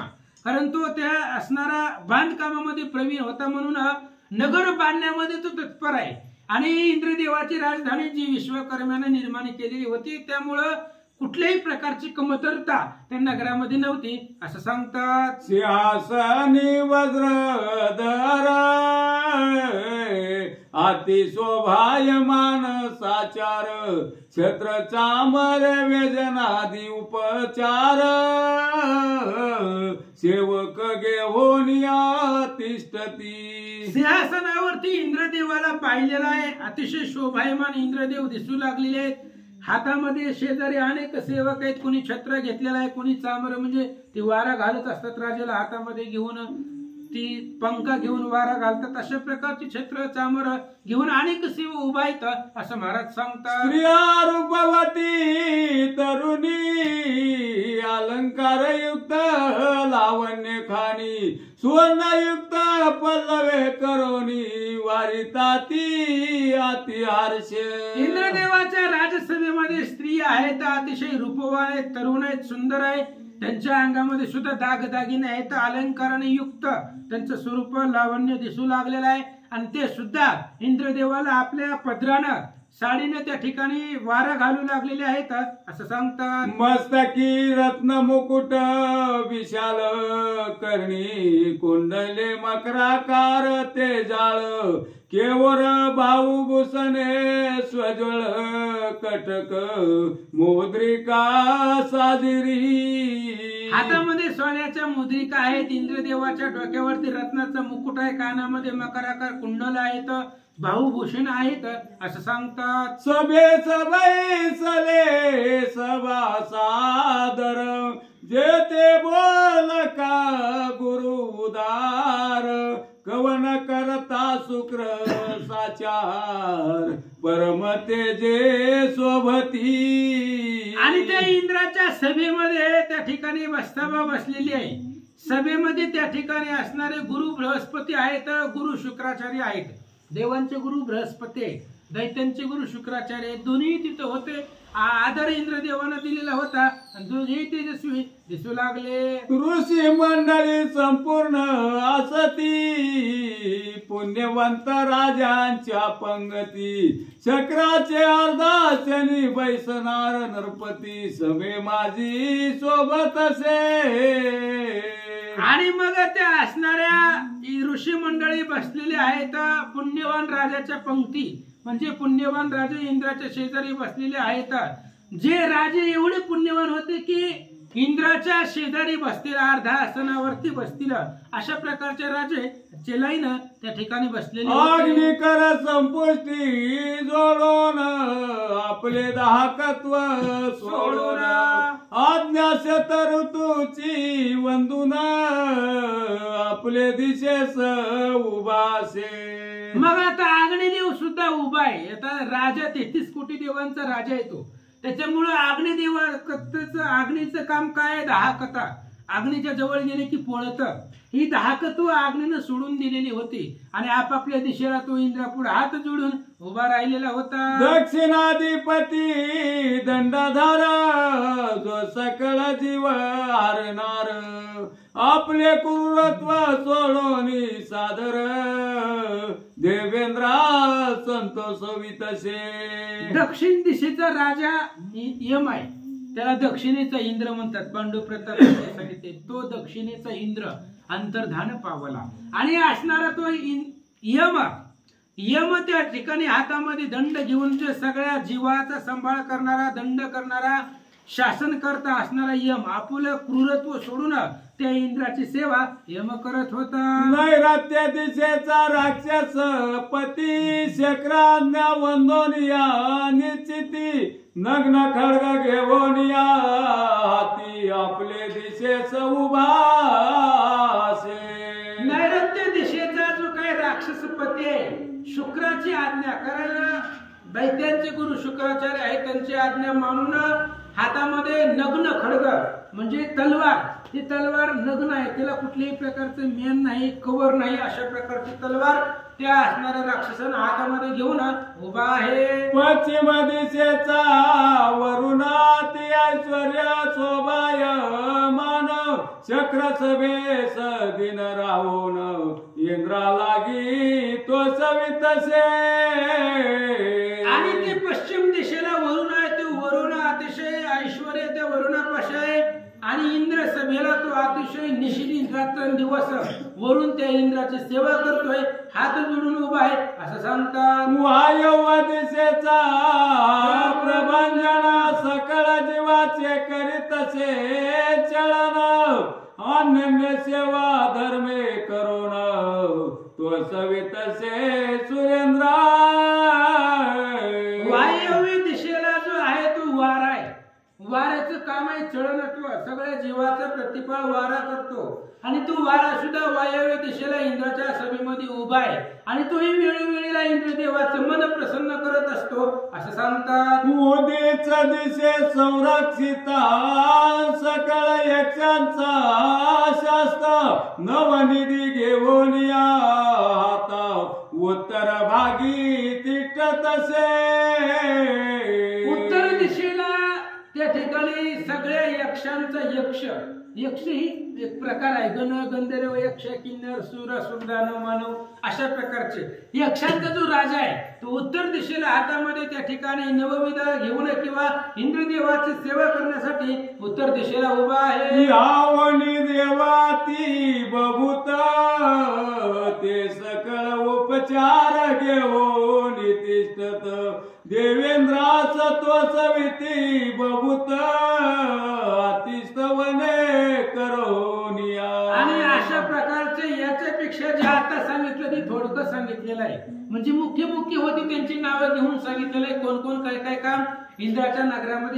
स्वर्गामध्ये कसं राज्यकारभार चालतोय थोडक्यामध्ये सांगितलं. अनेकही देव आहे, बहुत आहे, काय काय सांगावं, किती किती सांगावं. अनेक प्रकारचे देव आहेत, वेगवेगळे उपचार इंद्राला पुरवित होते, सेवा करत होते. स्वभवती विमानाची दाटी सकळ सुरवरांची ताटी वावनसे चालवयासाठी पात ऋषी आनंदले. आणि सभोवतीला त्या ठिकाणी देव लोकांची दाटी आहे, चालण्यासाठी रस्ता नाहीये. ही धर्म ऋषी जात जात पाहू लागले, किती गर्दी आहे. इंद्रदेवाकडे जायचं म्हटल्यावर देव लोकांची दाटी आहे, राजा लोकांची दाटी आहे, कामगारांची दाटी आहे, सेवकांची दाटी आहे. कुणी घोड्यावर चालतंय, हातीवर चालतंय, पायदळाने चालतंय, म्हणजे जाण्यासाठी रस्ता नाही, पॅक आहे. अशा प्रकारची अवस्था पाहू लागले. वज्रधराचे ऐश्वर्य पाहून ब्राह्मण झाले हर्ष संपन्न म्हणती आमचे भाग्य उदले पूर्ण के चर्म चक्षुने पाहतसे. आणि इंद्रदेवाचं ऐश्वर्य पाहिलं त्या ब्राह्मणाने, धर्म ऋषींनी. आनंद वाटला, मला जिवंतपणी स्वर्गात चक्कर मारून येतोय. म्हणजे आपण जिवंत असताना स्वर्गामध्ये आलोय, आपल्याला माघारी जायचंय. म्हणजे जिवंत असताना आपण स्वर्गातली संपत्ती, स्वर्गातलं ऐश्वर्य आपण आपल्या डोळ्याने पाहिलं, याचा आनंद धर्म ऋषींना वाटू लागला. सभाग निरोसे पाहून इंद्र सिंहासन टाकून जड करे ओटे तोडे करून रोसे दर्शन लवलाही. आणि आपल्या सभेमध्ये ही सप्त ऋषी आलेले इंद्राला पाहिलं, मृत्यू लोकांमधून आलेले होते. ऐकल्याबरोबर इंद्रानं आपलं आसन जी काय ते सोडलं, टाकून दिलं. म्हणजे आसनावरनं उठला आणि ऋषींचा मान सन्मान करण्यासाठी पुढं आला. धावून धारी ऋषीचे चरण पुढे उभा करतो म्हणे आजी झालो पवन आपुले चरण अवलोकिता. आणि मग इंद्रदेव बोलू लागलेला आहे, म्हणले महाराज तुम्ही आलात, आमचं भाग्य आहे ते तुम्ही आला. तुम्ही सहज येत नाही, तर आमचं भाग्य मोठं आहे, उजळले भाग्य. आता तुम्ही आलात म्हणून आमचं असणारं भाग्य गहन आहे. काय अपेक्षा आहे आम्हाला सांगा. आजी माझे भाग्य उदले पूर्व पुण्य फळासी आले माझे स्वर्गाधिपत्य वाहिले सत्य झाले स्वामी. इंद्रदेवाने सांगितलं, महाराज तुमचं दर्शन झालं, धन्य मी आपुले मानेन संचित. माझं भाग्य उदयाला आलं. जे काही पूर्व पुण्य आहे, पूर्व पुण्याचं उदय झाल्याशिवाय साधू संतांचं महाराज लोकांचं दर्शन होत नाही.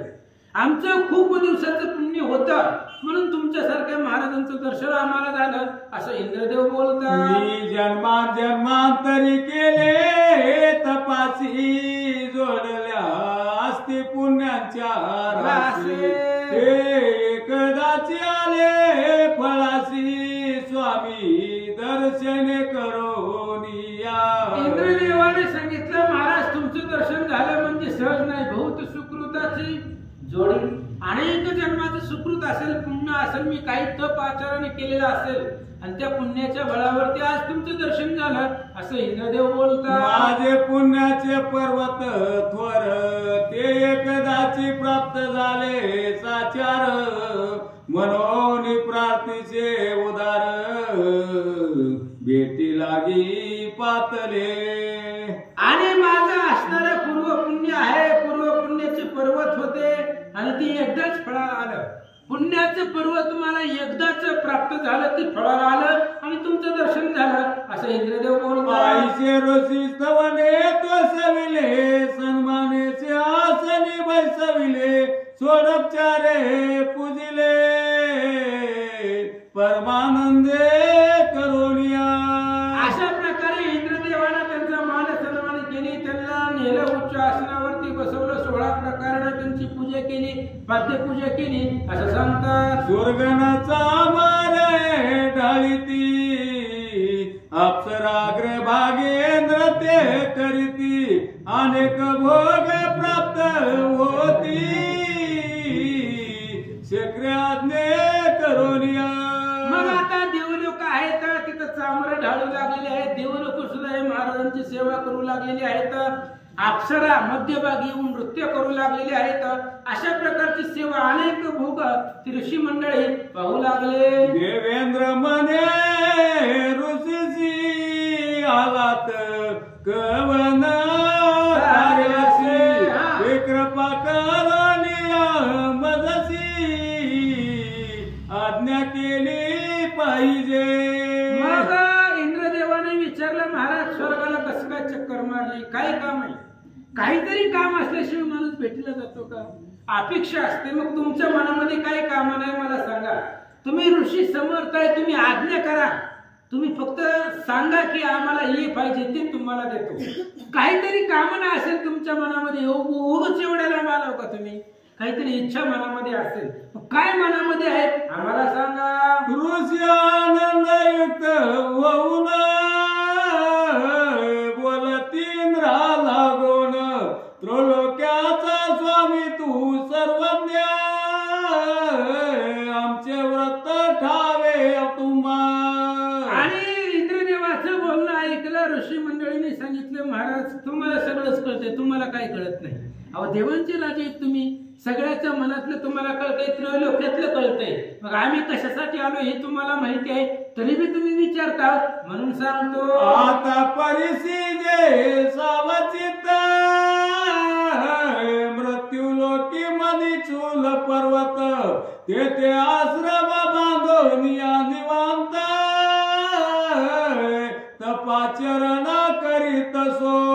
आणि ऐका आता सावधानतेने ऐका, आम्ही कशासाठी आलोय? मृत्यू लोकामध्ये आम्ही राहतो. तिथंच मणिचूल नावाचा पर्वत निर्माण केलेला आहे आणि त्या पर्वतावरती आश्रम बांधून आम्ही राहत होतो, तपाचं आचरण करत होतो. तेव्हा काय झालं? त्याची परवानी विस्तीर्ण विशाल वसविले पट्टण एकोदरा बंधू मनी मल्ल दुर्जन राहतात देवेंद्र. ऐका तुम्ही देवांचे राजा आहेत. ऐका त्याच पर्वतावरती सख्खी भाऊ आहेत ते मनी आणि मल्ल, आणि ते अतिशय श्रेष्ठ आहेत, उन्मत्त राक्षस आहेत. विशाल त्यांनी त्याच पर्वतावरती गाव निर्माण केलेलं आहे आणि त्या मणिचूल पर्वतावरती हे दोघे जण राक्षस राहतात असं धर्मऋषी सांगतात. हे दोघे बंधू प्रताप दिनकर सकळ राजे त्यांचे किंकर परम उन्मत्त निशाचर शिक्षा लाविती सर्वासी. आणि ते दोघे प्रतापाचे सूर्य आहेत, त्यांचा प्रताप अफाट आहे. सगळे राजे पृथ्वी तलावरचे सगळे राजे त्यांचे दास आहेत, किंकर आहेत. त्यांना मारणारा कोणीही समर्थ नाहीये, परंतु उन्मत्त झालेले आहेत आणि सगळ्यांना ते शिक्षा देतात, त्रास देतात असं हे धर्मऋषी सांगतात. चांडाळ महादुर्जन त्यांनी आम्हासी त्रासिले दारुण आमचे आश्रम विध्वंसून दुःखास पात्र केलेसे. आणि ते राक्षस अतिशय उन्मत्त झालेले आहेत आणि ते राक्षसांनी आम्हाला त्रास दिलेला आहे. आम्ही त्या ठिकाणी राहत होतो, आमच्या आश्रमाचा विध्वंस केला. सगळे असणारे आमचं जे काही घर आहे झोपडे मोडून टाकलेलं आहे आणि अफाट दुःख आम्हाला त्या राक्षसांनी दिला. केले आमचे वस्त्र हरण स्त्रिया पुत्रासी त्रासिले दारुण होमधेनूचे वध करून यज्ञ कुंडे विध्वंसली. आमच्या अंगावरचे कपडे काढून घेतले, आम्ही यज्ञ केलेला होता, यज्ञ तोडून टाकला, यज्ञाच्या सामग्रीचा विध्वंस केला, आमच्या झोपड्या मोडून टाकल्या. अनेक प्रकाराचे दुःख देवन दैत्य गेला सम पाडून त्या दुःखे विकल होतसे प्राण त्याचा वध शीघ्र कीजे. आणि त्या ऋषींनी सांगितलं, महाराज तुमच्याकडे एकच काम आहे, जावं त्या दैत्यांना मारा, मनी आणि मल्ल यांचा वध करा. यांना तुम्ही मारावं म्हणून आम्ही तुमच्याकडे आलेलो आहे आणि आम्ही आमच्या मनानं नाही आलेलो, आम्हाला महर्षी नारदांनी सांगितलेलं आहे. ऐकताच इंद्र स्तब्ध झाला, अधोमुख खाली पाहू लागला, म्हणे हे कार्य न सांगावे मला, तुझे कार्य माझ सांगी अधोवदन झालं, खाली मान घातली इंद्रदेवानं. इंद्रदेवाने सांगितलं काम दुसरं द्या, मी दुसरं काम करतो. ह्यांना आम्ही घाबरतोय, तुमचं काय म्हणले, आम्हाला सुद्धा यांची भीती वाटते, म्हणून आम्ही कडक बंदोबस्त केलेला आहे. आई ब्रह्मदेवाच्या वरदानाने उन्मत्त झालेले यांना आम्ही मारू शकत नाही असं इंद्रदेव बोलतात. दैत्य पारमखळ दुर्जन ब्रह्मदेवाचे वरदे करून अति उन्मत्त वीर्यवान अजिंक्य असते सर्वासी. आणि महाराज ती असणारी दैत्य कोणालाच ऐकत नाही जगतामध्ये. स्वर्ग मृत्यू पाताळावरती त्यांचं राज्य आहे. हे आम्ही राज्य करतोय म्हणजे नावाला करतोय, आम्ही पण त्यांचे सेवकच आहेत. काय चालतच नाही त्यांच्या पुढे, तर काय करावं. त्याच्यामुळे कसा त्रास तुम्हाला आहे, तुम्हाला त्रास सांगता येतो, आम्ही कुणाला सांगायचं. आम्ही तर राजे लोक आहोत, पण त्यांच्या आधिपत्याखाली आम्हाला राहावं लागतं असं इंद्रदेव बोलतात. त्याचे भय मानो निपोटी मी करीतसे इंद्रपदाची राटी येणे करोनी बहुत कष्टी निशिदिनी मी होतसे. महाराज त्यांचा जसा त्रास तुम्हाला आहे तसा आम्हाला बी, त्यांचीच भीती आम्हाला आहे. आणि उग आम्ही इथलं राज्य सांभाळायचं म्हणून सांभाळतो, नाही तर सगळे आज्ञा त्या दैत्याचीच मानावी लागते. आणि त्याची रात्रंदिवस आम्हाला भीती आहे असं इंद्रदेव सांगतात. त्याची आज्ञा भंगता जाण पदच्युत करिला मद लागून त्याचा प्रताप अति घन त्याची वैर कोण करी. अहो महाराज, तुमच्या सांगण्यावरनं मी जर त्याच्याकडे गेलो तर ती मला पदावरनं काढून टाकेल आणि स्वतः राज्य गेली तर इंद्राच्या राजगाडीवरती स्वतः येऊन बसेल.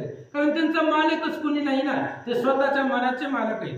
त्याच्यामुळे त्यांच्या सेवेमध्ये जर काही खंड पडला, आमच्याकडून जर चुकी झाली तर मला लगेच इंद्र पदावरनं काढेल असं इंद्रदेव बोलतात. मी नित्य नंदवनीची पुष्पे आणून त्यांच्या स्त्रियास हार गुंपून पाठवितसे नेमे करून त्याची आज्ञा श्री वंदितसे. महाराज, आम्ही पण त्यांचे सेवक आहे. तो आम्ही काय, तो स्वर्गामध्ये राहतो म्हणजे काय, त्यांचे सेवक आहेत आम्ही.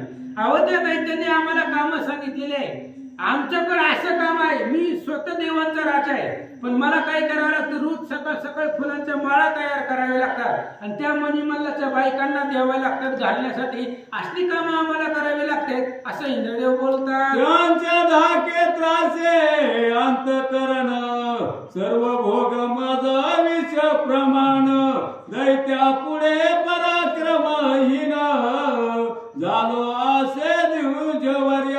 महाराज, आम्हाला तर खूप त्रास आहे बघा. अहो आमच्याकडे सगळे भोग आहे, पण मला विषयासारखे वाटतात. समाधानच नाही मनाला.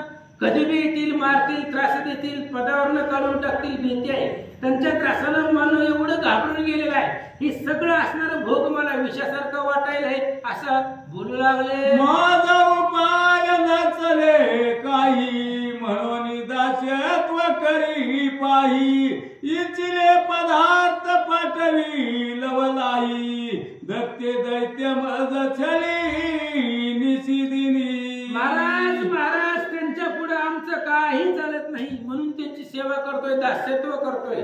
त्या मणिमल्लाचं सेवक आहेत आम्ही, दास्यत्व करावं लागतं आम्हाला.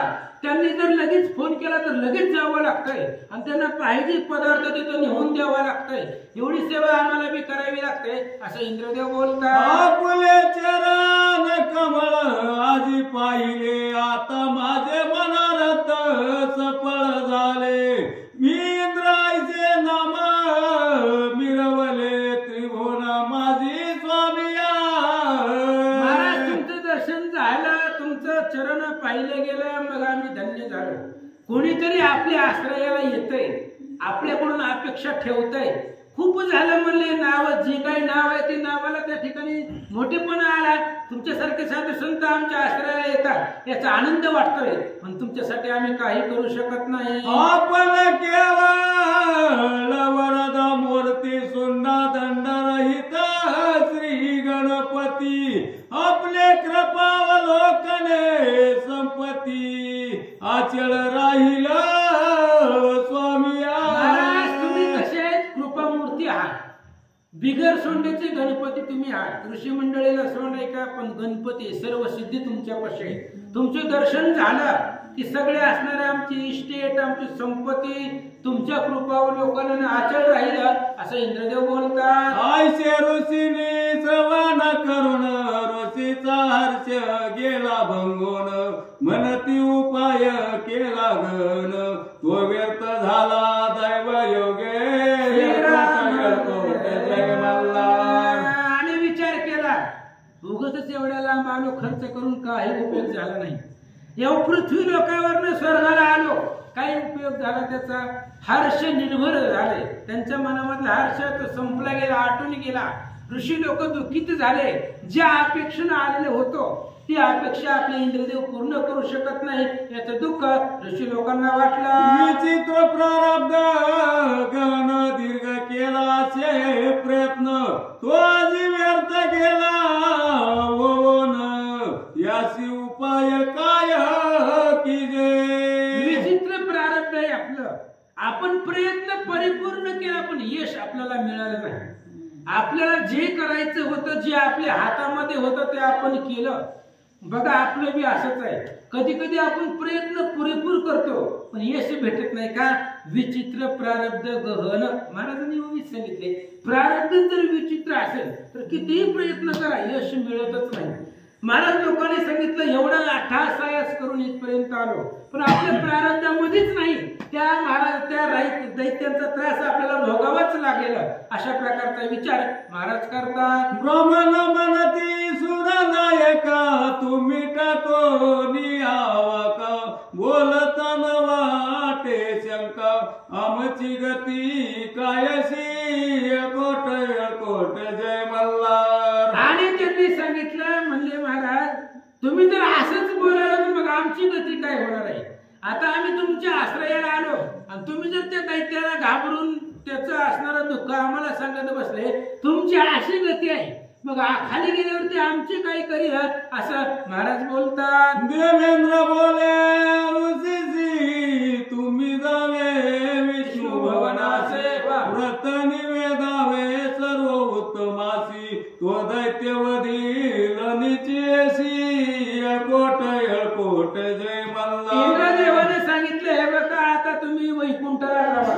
आता स्वर्गाला आला तर वैकुंठाला जावा, विष्णू भगवंताची भेट घ्या, त्यांना विचार सांगा, ते काय म्हणतात बघा. त्यांनी जर सांगितलं तर पुन्हा कैलासाला जावा, मग महादेवजी त्याचं निवारण करतील. आता सध्या तुम्ही विष्णू भगवंताकडे जावा आणि विष्णूची भेट घ्या, त्यांना मनी मल्लाची कथा सांगा, ते काय करतात काय विचार सांगतात तो तुम्ही करा. तो सृष्टीचा उत्पन्न करता, त्वची स्वय पाळिता, रुद्र तपे संवार करिता, त्याहुनी तुझा नशे देवा यकोट यकोट. जय मल्हार. आणि तो जो आहे विष्णू ह्या सृष्टीचा अधिकारता आहे. ही सृष्टी सर्व त्या भगवंताच्या हातामध्ये, तो सृष्टीचा चालक मालक आहे. आयसा तू समर्थ ब्रह्मांडाचा धनी असा तो भगवंत आहे, त्याच्यापेक्षा श्रेष्ठ देव कोणी नाही. तुम्ही वैकुंठाला जावा, भगवान श्री विष्णूची भेट घ्या असं इंद्रदेव सांगतात. ब्राह्मणाचा पक्षपाती, दैत्याचा रिपू निश्चिती, तुम्ही आपले व्रत निवेदावे तया प्रती, तो कार्य सिद्धी करीला. अहो तो विष्णू म्हणजे ब्राह्मणांचा पक्ष सांभाळणार आहे आणि दैत्याची पुढे नाशी, साधूचा मान दिवसी. ही कार्य ते भगवान श्री विष्णूचं आहे, ब्रीद आहे. म्हणून तुम्ही त्या विष्णूकडे जावा आणि त्या विष्णुदेवाला तुमचं व्रत सांगा असं इंद्रदेव बोलतात. ऋषी म्हणती सकरासी, आम्ही जातो विष्णू भुवनासी, आमच्या प्रारब्धाची गती जैसी, तैसे सुख हो काय. आणि ऋषींनी धर्म ऋषींनी सांगितलं इंद्रदेवा आता बघा नारदाने तुमचा पत्ता दिला, तुमच्याकडे आलो, आता तुम्ही वैकुंठाला पाठवले, जातो तिथपर्यंत आम्हाला गरज आहे. त्या मनी मल्लाला मारणं ही महत्वाचं आहे. म्हणून आता आम्ही जातो पण शेवटी प्रारब्ध आमचं आहे. प्रारब्धाच्या पुढे कोणी जात नाही, कर्माच्या पुढे आपल्या नशिबाच्या पुढे कोणाला जाता येत नाही. म्हणून आम्ही आता जातो भगवंताकडे, काय मार्ग निघतो ती पाहू असं धर्म ऋषी बोलतात. तुम्हास असो कल्याण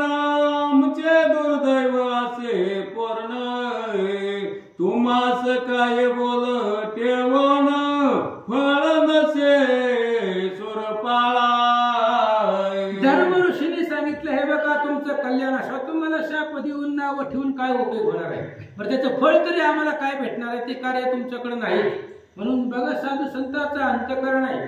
कार्य जरी नाही झालं तरी स्वस्ती असो तुझ लागी कल्याण असो सर्वांगी सर्वदा विजयी जगी तनु सर्वांगी सदृढ स्वस्थ असो तुझे चित्त स्वस्थ असो जीवित अंग प्रत्यंग समस्त सदोदित निज विजयी आशीर्वाद दिला महाराजांनी.